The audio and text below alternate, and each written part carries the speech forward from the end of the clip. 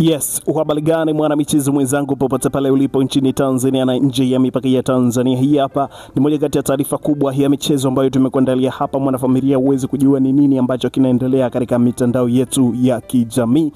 Na hasa katika klabu ya kupendwa ya Young Africans ambayo tayari imeshakwisha kuendelea na mazoezi yake, na jana ilikuwa na mechi ya kirafiki wakiwakaribisha TRA United zamani Tabora United ambayo game ilichezwa katika uwanja wa Gymkhana jijini Dar es Salaam, na mechi kutoka through ya bila kufungana, wakitoshana nguvu pasina kufungana. Bana, kabla hatujatazama taarifa hii, kama wewe ni mara ya kwanza kujiunga nasi hapa, nikwambie tu kwamba umeshakwisha kupita na taarifa zetu nyingi. Ili sasa usiendelee kupita na taarifa zetu, hakikisha unabonyeza maandishi ambayo yameandikwa subscribe hapo chini ya video, lakini pia usahau ku comment na kushare kwa watu wengine ili uweze kujua kuwa chimbo la michezo lobaki ni moja tu, ni Tabora Kumekucha, ambapo tunatukuletea taarifa za kimichezo za kila siku ambazo zinaendelea kugonga vichwa vya habari sana katika mitandao ya kijamii. Bana, Young Africans tayari wameshakwisha kuendelea na mazoezi yao, licha ya kwamba kuna taarifa kubwa ambazo zimetufikia hapa. Ni kwamba klabu ya Young Africans ilikuwa inawahitaji wachezaji wake ambao wapo katika timu ya taifa ili kuja kuungana na timu, kwa maana ya klabu ya Young Africans ili kuja kuungana na wachezaji wengine ili kwenda kukabili mchezo wa hatua ya awali,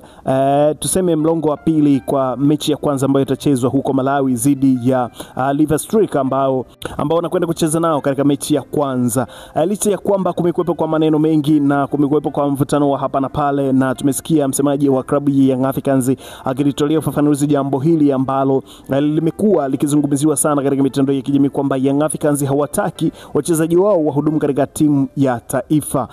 Kitu ambacho alichokizungumza msemaji wa klabu ya Young Africans ni kwamba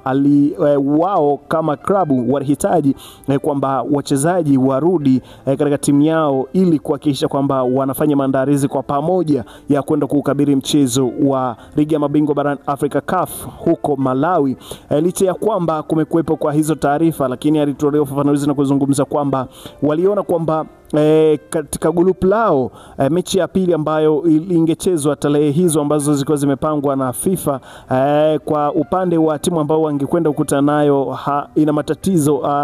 haiwezi kwenda kucheza mchezo huo. Kwa hiyo mchezo huo badala yake ukapangiwa mchezo wa kirafiki ambao upo katika kalenda ya FIFA. Kwa hiyo wao wakasema kwamba kwa vile huu ni mchezo wa kirafiki, tungeliwaomba wachezaji waweze kurejea katika timu,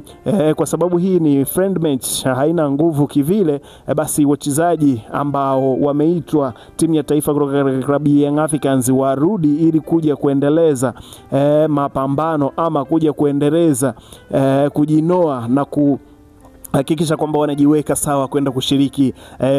ligi ya mabingwa barani Afrika CAF huko Malawi.